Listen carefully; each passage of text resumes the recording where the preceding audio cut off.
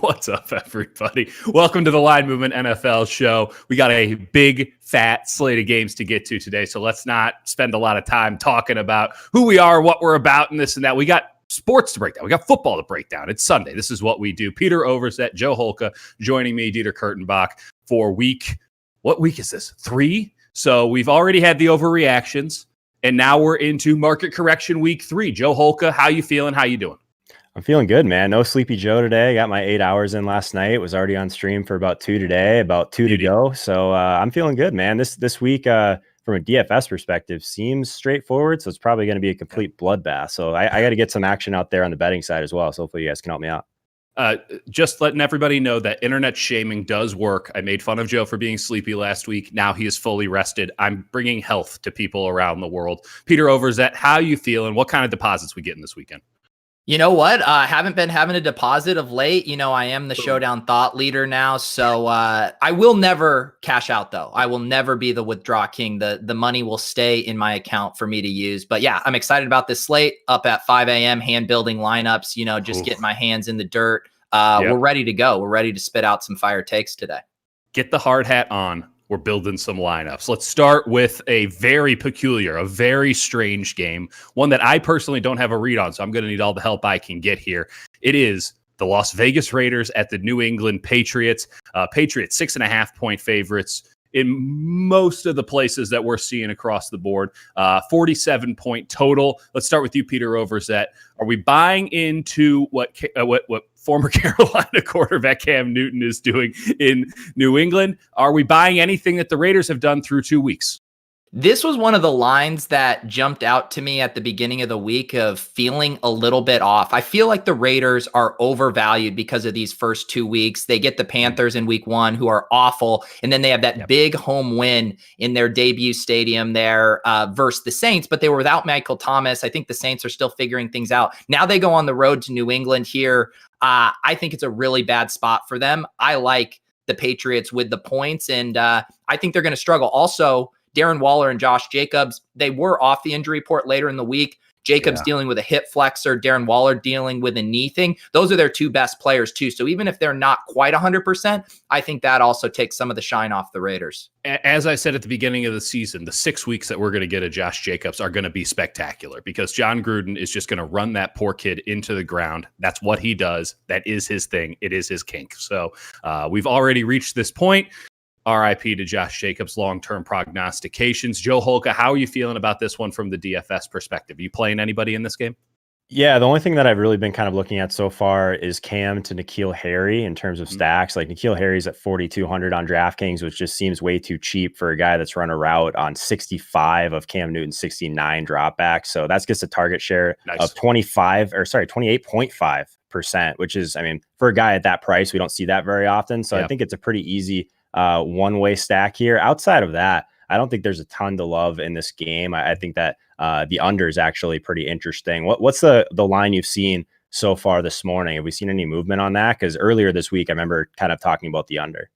I haven't seen any movement at all. Right now on blitzbet.e, you can get it for 46.5. So there's some, if there is movement in the consensus, it means it's going down, as you would suspect. There's been a little bit of juice change over the last couple of days, but it's back to 110.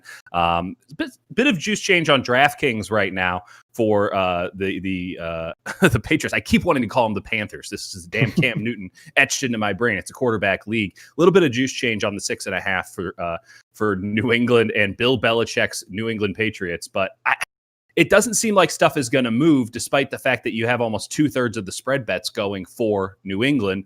About a 50-50 on the money line. And then a lot of people going over, but that's just the nature of week 3, right? Everyone wants to bet overs. I kind of like the underplay here. I think that's a good call. Darren Waller's going to get bracketed. There's no question about that. That's what Bill Belichick does. And I'm looking at the Raiders receiver core, and I'm wondering who he would need to stop. Like, you're not double teaming Hunter Renfrow.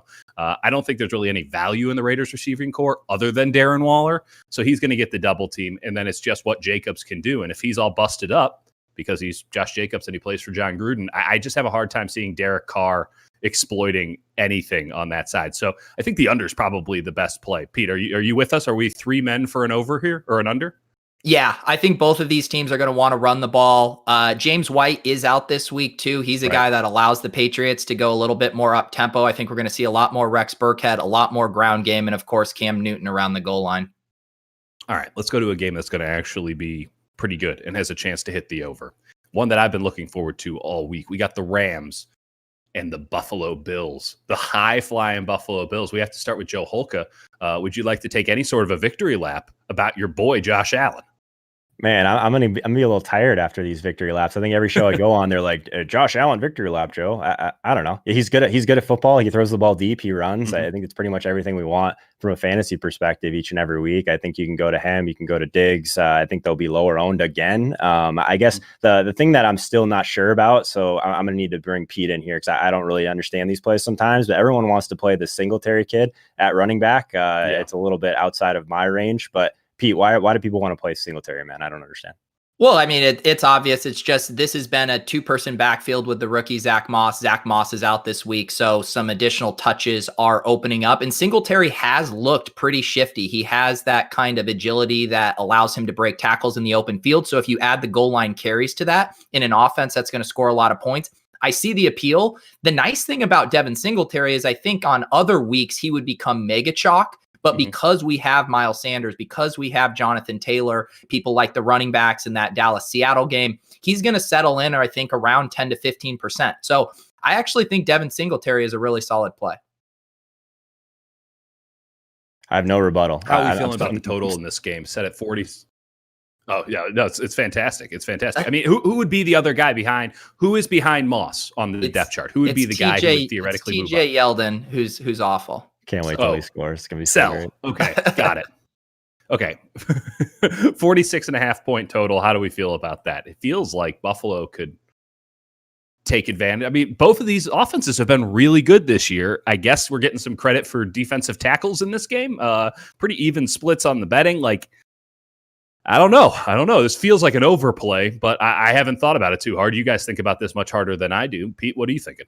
Yeah, I kind of like the over here. And again, we mentioned Zach Moss is out. Cam Akers is out for the Rams. Malcolm Brown is coming off finger surgery, even though he wasn't on the injury report late in the week. These teams are banged up at running back, and they have offensive weapons. So I think this game could have shootout potential here with both of these teams going up pace. And again, all it takes is one of these big plays from Diggs or Cooper Kupp, and all of a sudden we're off to the races here.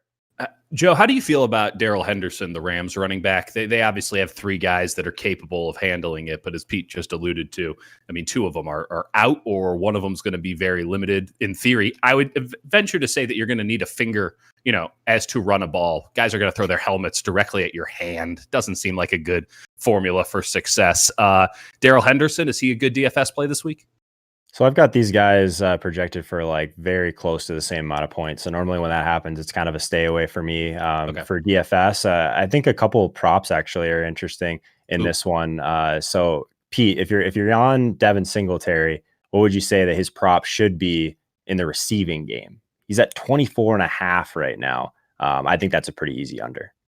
Really? Okay. I mean, that line seems about right to me. And again, it's the yards after catch ability for him, as opposed to like a guy like Mike Davis, who I don't think is breaking any ankles in the open field after those dump offs. Whereas I do realistically think Singletary could do that. So I agree with you that is a big number. That's probably a stay away prop for me. Cool. It's going to be an interesting game. I'm looking forward to this one immensely because looking at the rest of the slate, unless you're like us and complete degenerates, not that much interest in general for the casual fan, but we're all degenerates here. So maybe I'm just overstating it from a casual perspective. Houston, Pittsburgh might be interesting as well. Opportunity for Houston to get back, I don't know, into good graces. Bill O'Brien to get some heat off of his back. Deshaun Watson to look like an elite quarterback again. But Pittsburgh has looked really good. We know the defense is going to come to play. And Ben Roethlisberger, now under center again, they're passing the ball. And when they pass the ball, their offense just looks a lot better. It's a really funny thing how that works. Pittsburgh started as a 6-point favorite. They're now 3.5-point favorites. A little bit of juice action, but it looks like it's holding steady. A total of 46. Joe Holka, are we buying into Pittsburgh as an elite NFL team? I love Pittsburgh. We've been talking about them, I think, since week one as one of those teams that could surprise some people in a tough AFC for sure. Totally. I think that there's still guys that like the pricing on DraftKings hasn't really caught up to yet. Like the one person that I think a lot of people are going to be on this week is Deontay Johnson at 5,400. He's someone that just the type of volume he's seeing. Like if you were to told me that we would have had Antonio Brown at 5,400, like he's running a lot of very similar routes. He's not Antonio Brown. I'm not saying that. But like the volume should be there, right? So I think that he's one of the guys that's really interesting. He's seen a crazy amount of targets so far this year. So he's just too cheap. So that's the guy that I've been most focused on in this game. Pete, what are you thinking about whatever's going on in Houston? Because you would think that Deshaun Watson would provide some value to DFS players there and hell, just regular bettors, but they can't seem to get anything going. Does anybody tickle your fancy this week for the Texans? Well, the first thing I'm thinking about right now is the chat says I'm very serious. They want me to soften up. I mean, I posted a photo on Twitter earlier doing Village People cosplay, okay? Can I not balance my range with a little real analysis today? No. Sorry, I got distracted. This is a serious show. What was your question about Houston, Pittsburgh for me? I don't know. Is Bill O'Brien a good enough coach to get any of this offense going? Yeah, I think it is. Everyone is so down on Will Fuller right now, rightfully so after last week. But I'm looking at the ownership percentages for DFS in this game. And other than Deontay Johnson, who Joe mentioned, there's not a guy I'm seeing over 7% projected ownership. So if you are wanting to toss a few lineups in the Millie Maker, we know Watson and Roethlisberger could shoot out. The question is, it's just like on the Pittsburgh side of the ball, it's more obvious. We like Juju. We like James Conner. After Will Fuller, who again, no one wants to play, it's tough. Duke Johnson is out. I guess you can go over to Brandon Cooks or Randall Cobb. Brandon Cooks was in the area. What's that? I know. I'm telling you, it's gross. Don't make me do it. But if Watson has a good game, it's going to be because of Fuller and one of these other guys. So that's why it's one of those gross Millie Maker plays. I don't hate it. Okay. You are a much bolder man than myself. I don't know if you're bold enough, though, to have any action whatsoever on 49ers and New York Giants. Nick Mullins and Daniel Jones, the matchup we've been waiting for all week. By the way, for the record, Jordan Reed plus 1,500 to score 2 touchdowns in this game. FanDuel. It hurt. It hurts so goddamn much. All right. Hold on. You're not getting out of that easy. That's it. Peter, we can't move on. You guys can have the floor. Clown me. I deserve to be clowned. I've already put on the makeup. I'm just ready to show it. So I actually, poor Dieter, like how this went, his call was right, week one, you figure he steps in. Week two, the report comes out that he's going to only play 10 to 15 snaps. He did. Yeah. What did he play? 10 snaps? I mean, I will bet against. The irony is he played like 27 snaps because. No, it's bad. It hurt. It hurt. If he doesn't get in the end zone, he screws you. If he doesn't get in the end zone on that kind of workload. Going forward, though, Dieter, we're going to need you to double down on that take no matter what. So you're either going to you can't just take it on the face for 1 week. If you happen to be right again, like it makes you look great. I think you got off that take too quickly, man. You're the tight end guy. You're the backup tight end guy on this show. I love backup tight ends. Listen, I'm not off the take. It just hurt because I promised that I was going to bet it every week. That was my thing. Like that was going to be my long future play. And I thought it was going to hit within like 8 weeks or something. The odds were long enough where I'm like, that's big money if that hits within 2 weeks. And I fell off of it for week 2. I talked myself out of it like a moron, like a chump. And so now I think in recompense, I'm going to have to, like Joe's wall of injured players behind him. I might have to get a Jordan Reed jersey and just hang it up in the rafters here at the Casa Kurtenbach. So it's not great. I have no idea how many snaps he's going to get this week. I don't think about Jordan Reed anymore. He's dead to me. But Nick Mullins is the quarterback of the 49ers, and that makes the 49ers offense in general dead to all of us in DFS, right? Is anybody doing anything with the Niners, Joe? Joe, you got anybody? Please tell me somebody. I got to watch this game in its entirety. No Niners for me. I think on the other side, there's a couple pieces. Like I'm sure Pete, actually, I don't know. Are you on Darius Slayton with me? He's someone that at 4,900, it seems like he's way too cheap. Like I guess in theory, like that volume like should go the Sterling Shepard volume I'm talking about should be going to the tight end potentially, but I kind of like Slayton in this spot. The 49ers are one of the worst teams in the league at defending the deep pass. I think that if there's going to be a quarterback that's really just going to stand in the pocket and chuck one down the field, I think Danny Dimes is one of those guys we can guarantee is at least going to try and push it down the field. So I kind of like Slayton this week. I'm with you on that. The only 2 plays I could just muster up even the smallest amount of enthusiasm for is Jerick McKinnon at 4,900. If you do need to save a little bit, he's really explosive. The question is, how much does his workload expand? I'll let Dieter in a sec, pontificate on that. The other thing is this line is super weird to me. The Giants +4. This is one of our winner take all $5,000 super contest picks here. With Nick Mullins and half of this team out, how are they still 4-point favorites? That seems weird to me. So we took Giants with the points, and I like that. Yeah, that's a fair bet, honestly. Now, this might be an overall statement on Kyle Shanahan, which I'm not sure is justified. It might be a statement on Nick Mullins not being that much worse than Jimmy Garoppolo, which that conversation has happened around here, and it is ludicrous. I don't think either of them are all that good, but that doesn't mean that one of them is significantly better than the other. When it comes to the running back play, I mean, a super, super deep pick is Jeff Wilson, because Jerick McKinnon can't go between the tackles very much. They're going to keep him in as a third down back. They might even do some two-back stuff with Wilson and McKinnon, and especially since Mullins can't really throw it outside the numbers, not that there's really anybody to throw it to besides Jordan Reed. They're going to be running the ball a lot against New York. This is a big underplay if there ever was one, even at 43 points, which makes me sad to say out loud, but here we are. Jeff Wilson, though, you guys will remember from early last year, got a lot of like vulture touchdowns near the goal line and scored touchdowns on like 9 yards rushing. I wouldn't be surprised if that sort of thing happens again. If San Francisco scores, I imagine Jeff Wilson will probably be the guy to punch it in as opposed to Jerick McKinnon. I wouldn't play either of them just because I don't think the upside is there. The floor is pretty low and the upside isn't there. But if you feel so inclined as to play a San Francisco 49ers running back, Jeff Wilson might be the better play there. Let's not talk about this game anymore because, oh no, the next game is Tennessee and Minnesota. So we're going from sad to sadder with the Minnesota Vikings. Sorry, Joe. I know that you're I'm not a Vikings fan, brother.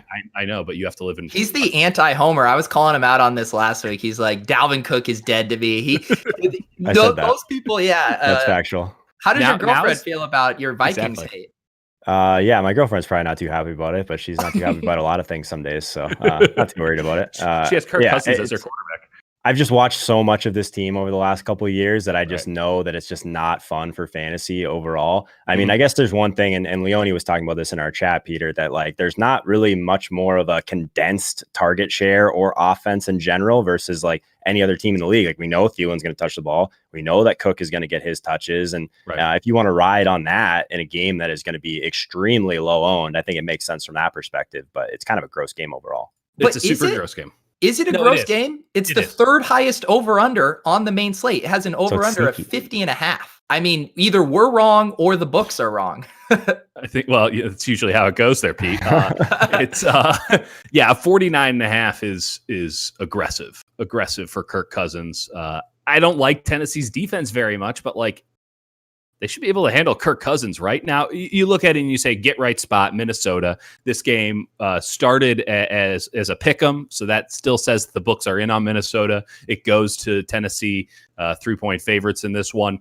But I mean, the crazy thing is, I mean, it went from a pick 'em to 3 points, and 2/3 of people are still in on Tennessee against the spread. The total, I just don't know. Tennessee has been passing the ball like crazy, clearly trying to set up the run later on in the season. They're doing a macro play action, establish the run. Like it's really wild stuff that they're doing, really next level. Minnesota's doing an establish the first overall pick sort of situation. And they're a defensive coach team that can't do defense. And they're a Gary Kubiak offense that's now coached by Gary Kubiak who can't move the ball. Like, is it time to just completely sell Minnesota stock until they prove that they're worthy? And is this the week that they prove they're worthy? Pete, you seem to think higher about this game than the rest of us. What are you thinking? So I'm only thinking about this from a fantasy perspective, and it checks a lot of boxes, which is a high over-under with low ownership and condensed target share, like Joe mentioned. You and your data. Yeah. So the other thing that does worry me, though, about Minnesota specifically is, Brandon Thorne has this as one of the most lopsided offensive line, defensive line mismatches. So I do prefer the Tennessee side. It makes me sick to my stomach saying this, but I think going back to Derrick Henry this week, after he burned us all, he has a nice matchup here. And again, if the books think there's a lot of points going to be scored, we know that the Titans want to funnel their offense through Henry. I think he's one of the better running back plays off of the chalk this week. Joe, are you going to take Derrick Henry this week? Man, I agree with everything Pete said, especially the Titans D line versus Vikings O line. That seems like a pretty mismatched situation that would make sense. That would scare me just from there being points in this game overall. But looking through it from a DFS lens, like everyone is just all over Derrick Henry last week against the Jacksonville Jaguars, right? Like he doesn't get one catch, like kind of underperforms relative to his salary. And now we might get him close, probably not single digit, but we might get him under 15% in most of these tournaments in a pretty similar matchup. Like the Vikings are also bad. So I'm with Pete. Like if you're trying to get off of like the Miles Sanders, Kenyon Drake, like Jonathan Taylor chalk at running back, like Derrick Henry makes a ton of sense. Hang on, I do have to address, someone in the chat is upset that how am I going to do this show with a backwards hat on? Of course, Colin Coward, Bucky Brooks coming out saying you can't lead with a backwards cap. I am going to turn it around. I want to be more presidential, more formal on the Line Movement show. I'm sorry about that. You better, man. The voice. What the hell was that voice? Sorry. Nobody in the history of mankind has ever talked like that. Let's talk. Oh my God, the slate. Before we move on, guys, we have a question from Ben Hartley in chat. He's talking about the Tennessee team total. Said it went up by 3 points so far this week. Do we think that's because of Derrick Henry and like the love for the big dog, or what do you think is driving that move in the line? Well, it's not their receiver core. They're missing their best one. It's probably just fading Minnesota, right? Like I don't know if anything's changed with Tennessee. Have you guys seen anything? I think it's exactly what you just said. I think people are just starting to realize how bad Minnesota is. So maybe they're just kind of moving it over a little bit more in favor of Tennessee, just scoring more points in the spot. That's the only thing that makes sense to me in terms of the total going up. Yeah. All right. We're going to go from sad to sadder. The Washington football team and Baker Mayfield, who does very good commercials, by the way. Credit to Baker Mayfield. Like he's never really accomplished anything in the NFL, but an outstanding pitch man. Maybe he should pitch it more to his running backs. They are 7.5-point favorites. Sure. 45-point total. Easy for me to say. This has even gone up 2 points, right? So Cleveland opened up as a 5.5-point favorite. They're now 7.5-point favorites in some places. You're seeing 7 in other spots. Man, I don't know. Let's just do the DFS angle on this one because this is a big old stay away game for me when it comes to betting the spread. Let's start with you, Pete. Are you going with the Cleveland running backs? Are you going with anybody on Washington? Terry McLaurin time? Like, what do you got laying? Yeah, I do like the Washington pieces for fantasy just because, again, they are pretty condensed. Now that Antonio Gibson's role is really starting to expand, he is kind of the play there. He's going to be catching the passes if they're down. Terry McLaurin is their alpha wide receiver, and Logan Thomas, their tight end, who's priced very affordably again on DraftKings. He is kind of, I've heard people have this take, he's kind of like this year's Darren Waller. I think the volume and the athleticism is there. So I have Logan Thomas in a few of my lineups. I have Terry McLaurin in a couple, mainly as one-offs, not targeting this game for a blow-up spot. But I do like those individual pieces. Joe, what do you think of the Cleveland side? Man, I'm definitely in line with you on Logan Thomas. That was the main piece of this game that I thought was super interesting. In terms of the Browns, the only team that I really, or the only piece that I really like for fantasy is the Browns defense. So we always like to bring up Brandon Thorne's mismatches article for offensive line, defensive line. The Browns are actually the second best mismatch, easy for me to say. You're rubbing off on me, Dieter. But I really like, there's probably a top 5 defensive line. Washington's offensive line is pretty terrible. So I think if there's a play, it's probably the Browns D. One of the props that I was looking at earlier on blitzbet.eu earlier today was actually Baker at 5.5 rushing yards. I kind of like these rushing props for quarterbacks sometimes. Nice. So like where it makes sense to me for a quarterback that isn't going to be like a Kyler Murray or anyone like that. I think it's interesting to go after these quarterbacks that don't run a ton against offense or defensive lines that pressure a lot. Because 5.5 yards, that's one scramble, get out of bounds. Like I think that's a really interesting rushing prop. Like it's fun to like it was fun to bet on like Eli Manning get over 1.5 rushing yards back in the day. So I kind of like those. I think those are fun props. The problem is kneel downs. That's true. That is true. And I was just going to say, Joe, I remember that when the site started to come out with their prop tools, like their screeners and stuff, and then, they rate them by the best bets. It was like 9 out of the top 10 were always the quarterback rushing props. And you're always saying like 5 yards max. Yeah, like this is such a weird thing to sweat, but okay. Yeah, hey, well, we're gonna find makes some the weird game stuff more in this interesting. game. Yeah, 100%. Listen, Baker Mayfield can escape the pocket. They're doing all of the bootlegs. He's honestly escaping the pocket more than he has to. He's been getting great protection. He's just like, screw it, I'm getting out of this pocket. Maybe it makes him feel better. Who's to argue? The Browns looking better on offense. And I imagine that's going to continue in the weeks to come. I don't know. Is Washington's defense worth a shout, though? Like, they don't seem that bad. I know you get Kyler. That's a totally different ballgame. Against a Cleveland offense that, yes, has talent, but is still figuring out Kevin Stefanski's system. Is Washington maybe a sneaky good play here? Is this a good underplay for the week? Does anyone have any feelings about that? I throw it to you, Joe Holka. This game overall, outside of those key pieces that Peter mentioned, like Logan Thomas, kind of a stay away overall. I think you'll get the Washington defense at a really low ownership. Defense is really hard this week because all the best plays are expensive. Normally we have at least one that is cheap, that is just a complete layup. I haven't been able to find anything under Philly at 2,800 that I like, but Washington's right there, I guess, at 3K.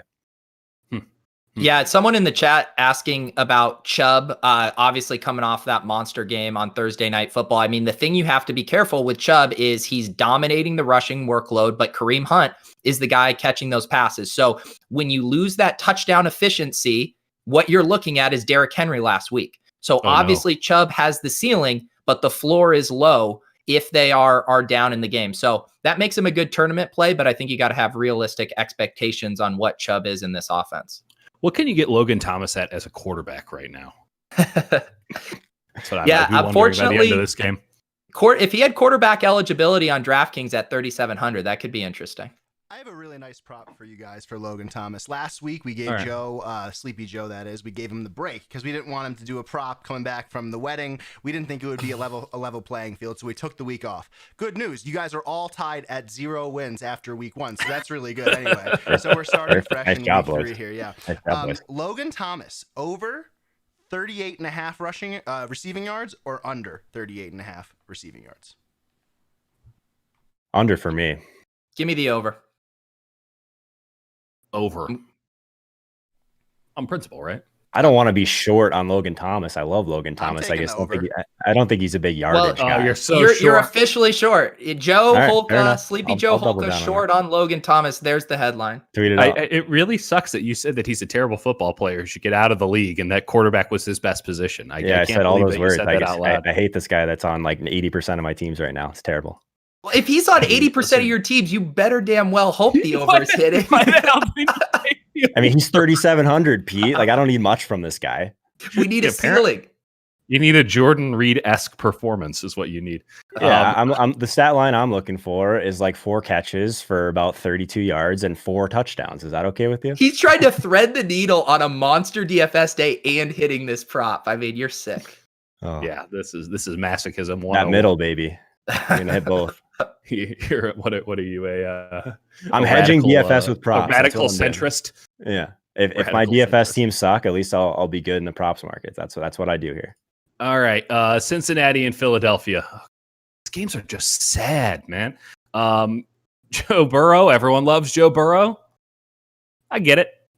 Don't know if I get it that much, but I get it. And everybody hates Carson Wentz, yet Carson Wentz is a 5.5 point favorite. Total is 46.5. 50-50 split on the spread bets. Peter Overzet, any plays in this game?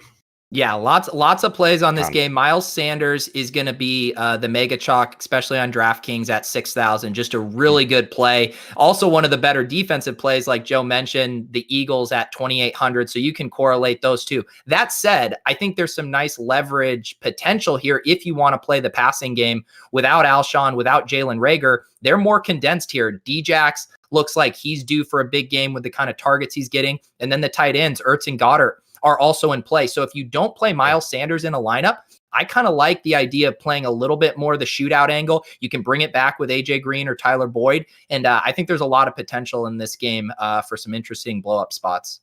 Any possibilities of playing somebody from Cincinnati, Joe Holcomb? I mean, this game overall, I think, is a pretty easy over. I love AJ Green, even though I wish he was a little bit cheaper. He's 6K, but he's just basically, he's shown a little bit of consistency with Burrow in terms of the type of targets he's been getting downfield. So I love him as a bring back if you're stacking up the Philly side of it. Peter said it, like Miles Sanders is going to be the mega chalk. I think the biggest decision in this game for me is just, do I want Dallas Goedert or do I want Zach Ertz? I think that both of those guys are very, very strong plays in this one. I think that, like I said, 2,800 for Philly, that's the cheapest defense I found that feels like it's in play. So, I mean, I love this game for points. I'll have a ton of Carson Wentz stacks. I think just the offense shapes up perfectly for like pushing the ball down the field with Deshaun Jackson in order to open things up for Goddard and Ertz underneath, and Miles Sanders, of course. So he's just about $1,000 underpriced on DraftKings at least. So yeah, this is like the game that is going to make my entire day probably. You have any spread picks on this game, or are you just staying away from it? I got enough DFS plays. I don't need to be too invested in this. 5.5 is an interesting line if there ever was one. How do you feel about it, Joe? Yeah, I think that this one I'm just hoping is back and forth a little bit. I think that if there's a play on the betting side for me, it's just the over. Right. I think that 5.5 points is kind of a weird spot for this one when I'm not really exactly sure how it's going to go. Yeah. Peter, thoughts? Yeah, so the inactives are coming in. One that's, I guess, vaguely relevant to this game. John Ross is a surprise inactive, which is kind of interesting, and it speaks Isn't it more a surprise if he's active? I mean, former first round pick. Normally the knock on him was just not staying healthy, but he's healthy right now. To me, it says they really like T. Higgins. So, and it also should just spread around a couple more targets to those guys we mentioned, AJ Green and Boyd. And then the other one, we haven't talked about this game, but Julio Jones is officially inactive today. Oh, wow. No. Okay. Well, we're going to talk about that game right now.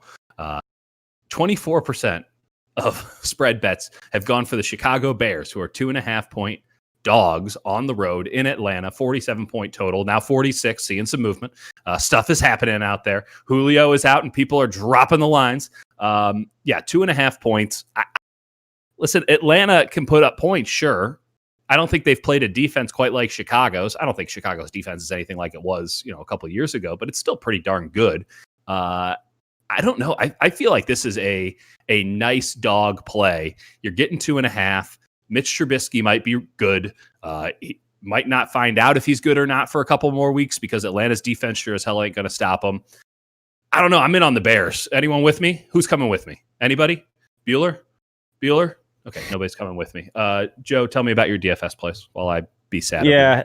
So my first instinct is that now that everyone, now that Julio is out, everyone's just going to flock to Calvin Ridley. I like to look at these situations a little bit differently sometimes because like Calvin Ridley has just been going absolutely off the last 2 weeks. But I mean, you could make the argument that like he's always getting the better matchups. Julio draws so much attention, especially in the red zone, right? I mean, even though Julio doesn't score a lot of touchdowns, Calvin Ridley has been the touchdown guy. 4 touchdowns through 2 weeks. He's gotten 22 targets over that span. So like how much more volume can Calvin Ridley get? Not really much, right? I would expect his efficiency to go down without Julio out there. And he's 7,200. He's not cheap. So if everyone's just going to overreact and say that Calvin Ridley's a lock, I'm not really on board with that overall. I think that the cheaper side, maybe Russell Gage, someone like Hayden Hurst, maybe they see bumps overall. But I still like Allen Robinson on the other side of this game as my top wide receiver play. You going to play either of the quarterbacks here, Peter? Yeah, I'm going to co-sign that. Allen Robinson's my favorite DFS play today when you factor in everything, price, game, ownership. That said, I think I'm a little on the other side than Joe. I think Calvin Ridley's still a good play. I mean, Julio Jones has been doubtful all week, so I don't think the ownership is just going to skyrocket this morning. People have kind of been assuming that. I've seen it around 15%. The reason I like this game is because I think it's very obvious how you stack it. It's Matt Ryan with Calvin Ridley and Allen Robinson, and then you pick one of Russell Gage or Hayden Hurst as the double stack with Matt Ryan. And because the Bears, they're cycling through that wide receiver 2 position now with Mooney and Anthony Miller. So to me, it's an easy game to stack, and the Falcons just chuck the ball so much. I mean, Todd Gurley is so dusty, it's not even funny. So I like Gage, I like Ridley, I like Hurst. And I like it for DFS. It's a little funny.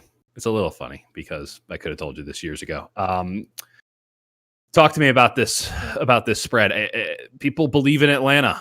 Does anybody here believe in Atlanta? You didn't believe in the Bears, so I guess someone's got to believe in Atlanta, or is it just a whole stay away game? Peter, what are you doing on the betting side of this?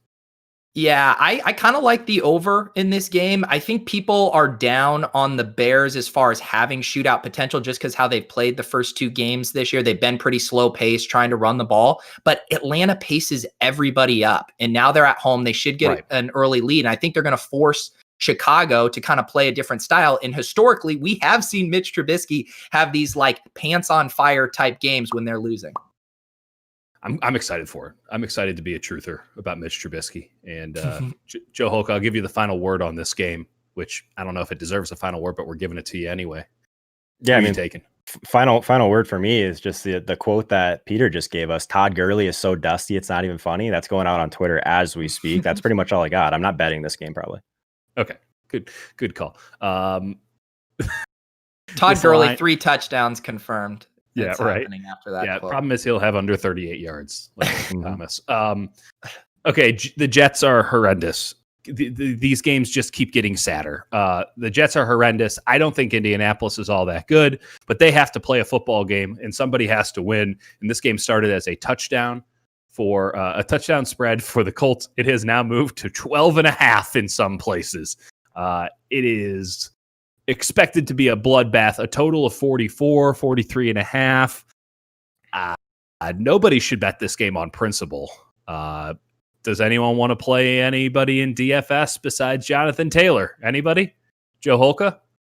I mean, if you have the salary paying up for the Indy defense, I wish they're a little bit, I guess they're projected to be one of the higher owned defenses. So if you're paying up, typically you'd like to do that for a little bit lower ownership. But Indy's clearly, I think, one of the better plays on the slate. At defense, I'll keep giving Brandon Thorne all the credit because he's the D-line, O-line guy. That's his number one mismatch of the entire week. Jonathan Taylor, still too cheap. $7K on DraftKings, should be more expensive. So he's kind of that guy that could just anchor the running back position this week, along with Kenyon Drake and along with Miles Sanders. I'll have a ton of Taylor today. Okay. What do you got, Pete? Yeah, I mean, Taylor's going to be very, very popular. I hate these older wide receivers, but T.Y. Hilton isn't in a bad spot. If you assume that they're going to score points, we all logically funnel to the run game, but those points can be scored early through the air as well. I think it's probably Hilton if they do that. His grandma roasting him on Twitter this week, saying he doesn't look good out there. So maybe he plays with a little extra added enthusiasm. I will say, you said no one's betting this game. These guys from the Tilt Space live tonight at 6:30. We took the Jets with the points. It's just a game theory play. Give us the 11 points. The Colts are not 11 points better than the Jets, as much as everyone wants that to be true. Listen, that is a very fair assessment. When the public wants to give you 5 points, you should probably take it. At the same time, I'm not sure that the Jets can score 5 points. I'm legitimately concerned about their ability. What did I tell you guys last week? If you want to bet the Jets, go ahead. That's just free money for everybody else because they are horrendous and they're clearly trying to get their head coach fired, which is always a good recipe for, covering. That's the last thing that ever happens. This game sucks, and I hope I don't have to see any of it. And if I'm watching Red Zone, trust me, I won't. Carolina Chargers. Justin Herbert looked good. He looked good. So that's exciting. Carolina doesn't look good. But, they'll play like a professional level game.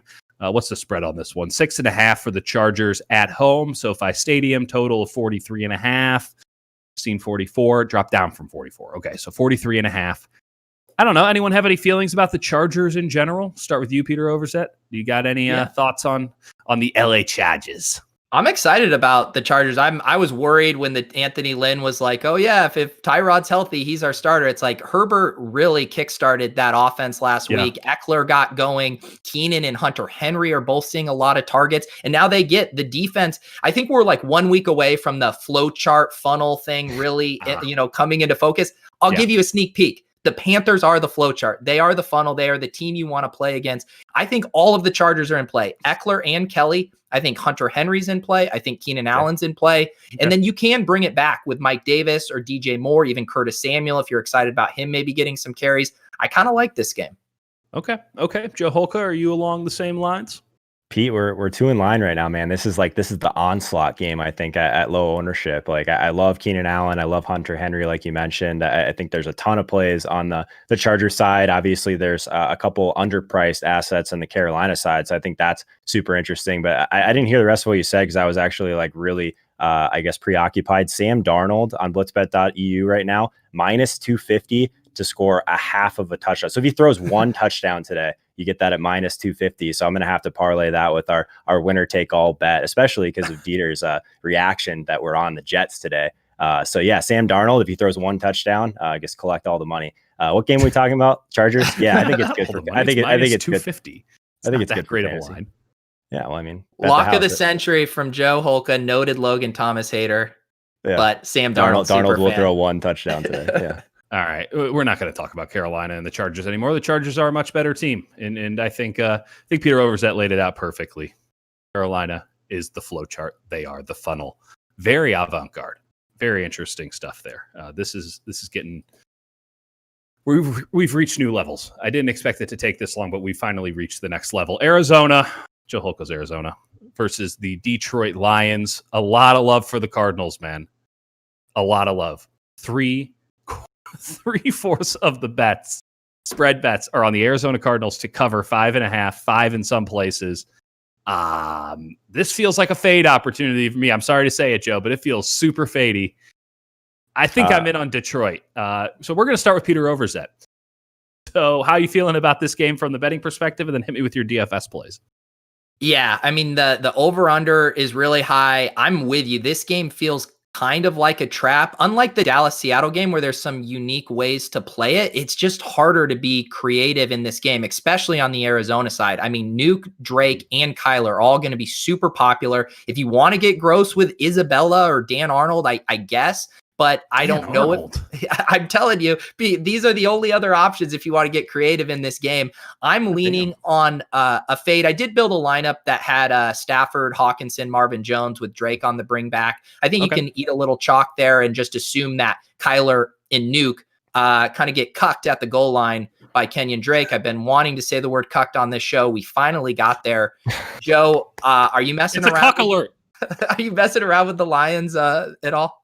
Man, I'm just so happy that every week we have our winner take all picks going in for the 5K buy-in in the super contest. We are on the Cardinals again, which is just makes me so happy because this team's still underrated somehow. This game, I would imagine, is not going to be underrated for fantasy. A lot of people are on it for good reason. Kyler Murray's super expensive, but you can still play him. I still think that Kenyon Drake is one of the best running back options on the board. If people were worried about Chase Edmonds taking snaps, he had like a very, very low percentage of the snaps in comparison to week 1. So that was nice to see. I love this game overall, both sides of it. I guess Kenny Golladay, we'll see what happens with him in this one with that hamstring. I think he's actually kind of an interesting GPP play, I guess, because I think that a lot of people, like, they get scared off for good reason by some of these injuries, and in particular hamstrings for wide receivers. But if we get in like one of the best games of the week, we get Kenny Golladay at single digit ownership. I really like that for GPPs because of the ceiling that he has. I would imagine they're not dumb enough to Detroit's not a good team, right? Like, why would you rush Kenny Golladay back if he's not ready? So I think that's the pivot in this game. Andy Isabella, super cheap, 3,800. I think he's a guy if you need a value option. But yeah, there's plays everywhere in this one. DeAndre Hopkins is going to be one of the most owned players on the slate. It's similar, I guess. Would you agree, Pete, that it's similar to Devontae Adams last week in terms of his ownership and his volume? Those ones scare me, man. I never pay that much for wide receivers. I know. And we all were second guessing that kind of macro strategy after week 1, Devontae Adams, but the price was different that week. And now Hopkins is priced up and is that expensive. To me, I'm with you, Joe. I think that's a fade in DFS unless you're playing cash game lineups and such, in which case he's a solid play. To answer your question there, Joe, why would they rush Kenny Golladay back? It's because Matt Patricia might not have a job by week 5. That's why. Fair. That's fair. Speaking of which, let's go to Peter Overzet's inactives corner if he is so ready to provide the information. He already let us know that Julio is out. Anybody else in or out of note? No, I mean, nothing late breaking as far as today. It was John Ross and Julio Jones were the big ones. I mean, if you're just crawling out of a hole this week, I mean, I'll do a quick rapid fire rundown. George Kittle, Jimmy Garoppolo, Tevin Coleman, Raheem Mostert, AJ Brown, Zach Moss, Cam Akers, Jalen Reagor, James White, Henry Ruggs, Christian McCaffrey, Tyrod Taylor, Drew Lock, Christian Kirk, Jamison Crowder, Brashad Perriman, and Michael Thomas are all not going to play this week. Yep. That's what happens when you don't have a preseason and you don't listen to the doctors about how many days of ramp up you need. Everybody injured. All right. Tampa Bay, Denver, Jeff Driscoll versus Tom Brady, the quarterback matchup that has been, we've been dreaming about this for ages. 77% of the spread bets for Tom Brady and the Tampa Bay Buccaneers. They are 5.5, 6-point favorites, depending on where you are finding that number. They started at 3.5. So that's fairly telling. The total on this game is a paltry 42.5. I'm going with Denver. Screw it. I'm not buying in on anything that Tampa's done so far. And I don't think that Jeff Driscoll is actually a worse quarterback than Drew Lock. I just don't think it. Now, is Denver all sorts of banged up? Absolutely. But they also get to play at altitude. And I don't know if Tom Brady's no strawberries diet can handle that kind of pressure. So I'm in on Denver just because, I don't know, there's 77% of people on one side. I have to do the other thing. That's just in my DNA. Joe Holka, what's your play and who are your plays? Yeah, I mean, I'm good going short on Tampa Bay. I think that their defense is like really the only one that I was kind of zoned in on for DFS. I'm taking like a lot of overs on the Denver side, which is scary. Like I like KJ Hamler receiving yards and receptions. I like the over on both of those. I believe that the reception line on BlitzBet right now is 2.5 catches. I think he beats that pretty easily. That's a receiver that Matt Harmon brought up on my show earlier this week that he thinks could be breaking off some big plays in this game. He's $3K on DraftKings. He's going to be an expensive way to, or an easy way to save salary in this one. I think there's some decent plays overall. I guess if you really want to go with like the Stone Min cheap stack, and I will have at least one of these teams this week, Jeff Driscoll at 5,300 to KJ Hamler. I mean, you can play whatever you want after that. Driscoll, say what you want. I agree that he's not a big downgrade overall, but he's someone that is not scared to throw deep. 12.3 average intended air yards last week, even though he was not out there for a full, I guess, season so far. Like he's going to chuck it. I think KJ Hamler could catch a long one for us today. Yeah. This is, I can't believe we're talking up Jeff Driscoll, but here we are. This is the state of the world when he goes up against a 43-year-old quarterback. Peter Overzet, talk us out of this position. Well, I do have to give Joe some breaking news. He actually is short the Buccaneers because we are taking, or not short, sorry. We're taking them -6 in our winner take all super contest. You must have missed that conversation last night when Leone and I were hammering it out. So just another Joe Holka hedge position there. Yep, I'm with you on Hamler. He's really interesting at 3,000. In the biz, we call that the Stone Min on DraftKings. Here's the thing. I think people think of him as like a boom bust type option, but Sutton's out. Jerry Jeudy's legit questionable for this game. It sounds like he'll play. Check in on the inactives there at 3 p.m. Eastern. But KJ Hamler's going to get 7 to 8 targets. Like he's going to have a floor with the ceiling potential here. And we all expect the Bucs to control this game and Denver to be playing from behind. So I like the combination of floor and ceiling, and the ownership isn't out of control on him. It's going to settle in at around 10%. So if you want to jam in studs, KJ Hamler is the guy to help you do that. Do we just not like Tampa Bay's defense? Is that also a statement of fact here? Because they were pretty good at the end of last year. Now, don't get me wrong, they're hyper aggressive, but have we just sold all of that stock if we ever held any? I think the Bucs D is good. I think they're one of the better Ds. Yeah. I'm looking at garbage time here for Denver in the second half. They count the same. All right.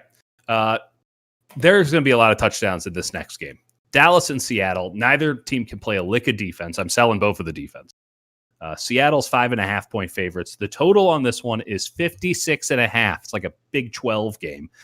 I love this contest from just the standpoint of watching it as a fan. So long as we actually can get a stop or two. I need some defense in my life, just a little bit of seasoning to sprinkle in there on top of all the tutties. I don't know which side I'm on, though, honestly, because it feels like a regression week for Seattle. They've been awesome the last two, but they can't stop anybody. But Dallas, I just don't think is all that good. So does anyone have a play on this game? Because I'm not going to bet it. I'm just going to watch it as a casual. And you guys are the DFS experts. So floor is yours. Let's start with you, Peter Overzet. Yeah, I'm with you as well. The number is so big that it's probably a stay away from a bet standpoint. I do kind of like Seattle here in general, just at home. The Dallas is still beat up on their offensive line. Again, I think they have 2 starters out today. DFS is interesting. I think there are some plays that might go a little under-owned here. No one's talking about Dalton Schultz again off of his big game. Michael Gallup is going to be the least owned of the pass catchers. And the ownership on DK Metcalf and Tyler Lockett doesn't seem to be getting out of control. It's around 15%. So I don't think you have to shy away from this game from a DFS perspective, but I'm with you. Betting it seems a little tricky.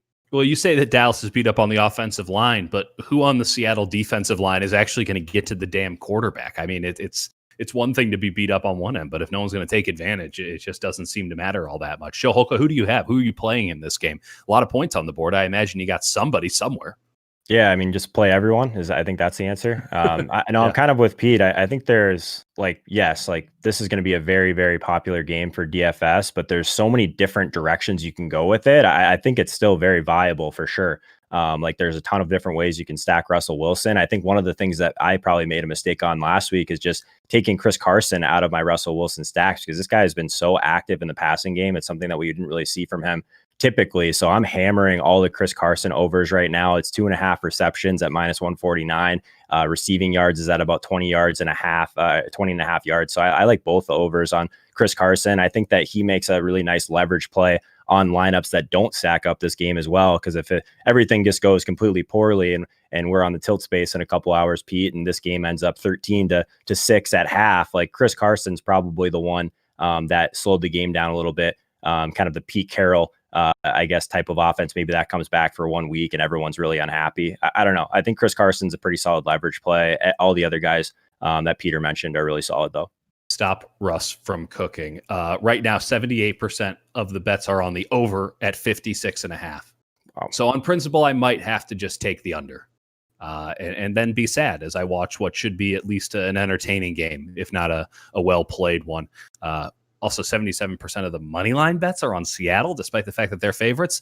I don't know what's going on with this one. There's a lot of stay away. If anything, play the under and play to your heart's content with any of the DFS guys, because again, points on the board unless I'm right.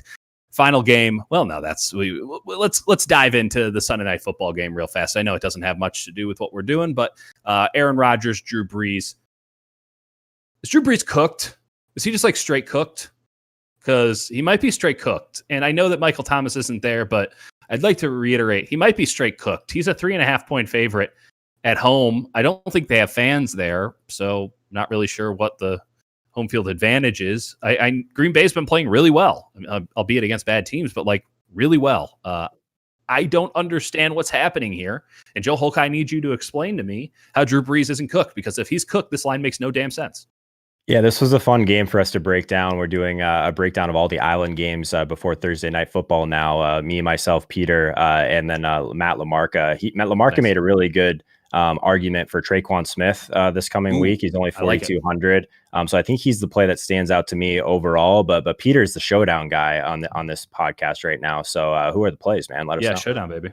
Yeah, the one thing I'm with you, Dieter. I think Drew Brees might actually be cooked. The one thing that I don't feel like this line is taking into account is Davante Adams is going to be out for the Packers too. And I think that he's their engine to their offense. I mean, I love Aaron Jones. He popped off, but like this offense goes through Davante Adams. And to me, you're telling me Alan Lazard isn't the same kind of player? Yeah, let's start talking some Robert Tonyan and how he's going to fill the void of Davante Adams. Yeah, not going to happen. So yeah, we actually, Joe, breaking news, we did take the Saints -3 in our winner take all $5,000 super contest. So I'm down on both of these teams, but I'm more down on the Packers on the road without Davante Adams. Well, that's just a really sad way to bet. Like, I hate both of these teams. They both stink, but you know what? This team stinks a little bit more, therefore 3.5 points. Let's talk about Drew Brees being cooked for just half a second. I know Michael Thomas isn't there. I like Michael Thomas as a player a lot. Clearly, he's very good. But Drew Brees, the only counter argument that I can make to he's not cooked is he kind of did this last year. Then he broke up his hand, and then he came back and he was much better. And I don't think he's going to get that same kind of reprieve this year. So he might just be straight cooked, or the turnaround has to start happening like nowish. What are you seeing from him, Pete, about like if he's cooked or not? Well, the thing about, and we've seen in previous years, we've seen the trajectory with a guy like Peyton Manning, right? Where he's cooking and then he loses the velocity and the ability to throw deep. And then he's really accurate in the intermediate. And then the wheels just fall off. And Brees is somewhere in between, still being really efficient in the short areas to falling off. And with Michael Thomas, I think he can be buoyed and stay relevant there with those quick hitters. But without him, I am worried that a Drew Brees at this point without Michael Thomas is #cooked. Man, what a world we live in. Who would have thought that the 42-year-old quarterback would be cooked? What a strange environment. All right, let's run down the slate real quick. And I just want to hear your guys' best bets and your best plays. We'll start with you, Joe Holka. What's your best bet for week number 3 here in the NFL, the National Football League. Yeah, let me check our winner take all here. No, Lay honestly, it on the me. one that you're gonna hate it, man. But I think that this line is way out of whack. It's not that I think the Jets are good. I just think that anytime we see something at like plus 11, something like that, I think that's always going to be one that like makes a lot of sense from a betting perspective. So I'm gonna go with the Jets plus 11 as my betting play, and hopefully we'll run it back in the super contest. And then I guess from a DFS perspective, just play Miles Sanders and then just make the rest of your lineup from there. That's kind of where I'm starting. Peter, Overzet, are you trying to get the scent off of you in any way? Do you have a DFS play where you're trying to establish chalk and then go the opposite realm? No, I would never deceive people. I'm not a zig and zagger. I'm an open book. I said it earlier. Allen Robinson is my favorite DFS play today. Monster ceiling, great game environment, low ownership, nice matchup. It checks all the box. He was last week it was Terry McLaurin. This week it's Allen Robinson. Get him in your lineups. And my favorite bet, I like the Giants plus 4. Like Dieter, I am pretty down on the Niners right now. Just way too banged up. Give me the Giants plus 4. If you wait right now, you can get it. Well, it's gone to, if you can get 4, that'd be great. It's gone down to 3 already. I mean, we move lines here on Line Movement. I mean, that's clearly what's going on. It couldn't be anything else. Honestly, I don't know what news would have hit that would have gotten everybody like, oh man, we got to get out of this 49ers position and we got to hedge fast. Like Nick Mullins has been the starting quarterback for the last couple of days. He's still Nick Mullins. Like, we know what we're dealing with. My bet of the week. Oh hell, let's see here. Let's go with Denver. Let's just sell on Tom Brady. Let's take that near touchdown that they're giving up at home. And I leave the DFS to you guys. You guys are much better at it than me. I just lose money. And so I just don't even pretend to try. All right. You guys are on the tilt space later on today? 6:30 p.m. Joe, are we finally going to get a sweat that's collective that we can all partake in? Or are we going to botch it again today? I don't know. Our brand lately has just been like to punt off all of our money as a group and then just do well individually. I think we need to get a little bit more in sync here. We've been basically throwing our lineups together right before kickoff. Leone is just like doing all this data and all that type of stuff right now. I'd imagine he's ready to roll. But we just got to get on the same page, man. I don't know. I'm looking forward to the tilt space today just because last week I basically fell asleep halfway through it. But again, no more Sleepy Joe. We're feeling good. It's week 3. I think this week coming could be our first legitimate sweat as a group. Yeah, and I will say we have 2 fire games in that 4 p.m. slate with the Arizona, Detroit, Dallas, Seattle. So yeah, tune in with us at 6:30. We will be a little tipsy. We'll either be happy or sad, and you can enjoy in either one of those versions with us. Should be a blast. I'm looking forward to it, guys. We'll talk next week. Adios, everybody.